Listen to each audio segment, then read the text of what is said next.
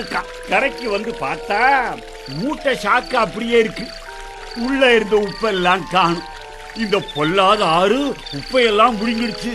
இது ரொம்ப பொல்லாத ஆறு. ஐயோ பயமா இருக்குதா குருநாதா? பயப்படாத, நான் எதுக்கு இருக்கேன்? என்ன ஆறு மூழ்கிக்கிட்டு கோவமா இருக்கும்போது நம்ம கடக்க கூடாது. தூங்கும் போது சுலபமா போயிடலாம். ஓஹோ, அதை எப்படி தெரிஞ்சுக்கிறது குருநாதா? ராத்திரிக்கு அது தூங்கும் போது ஒரு கொள்ளிக்கட்டை எடுத்து தண்ணிக்குள்ள விடணும். ஓஹோ, அது உஸ்ஸுன்னு சத்தம் போட்டா மூழ்கிக்கிட்டு இருக்குதுன்னு அர்த்தம். சத்தம் போடலைன்னா தூங்கிக்கிட்டு இருக்குதுன்னு அர்த்தம்.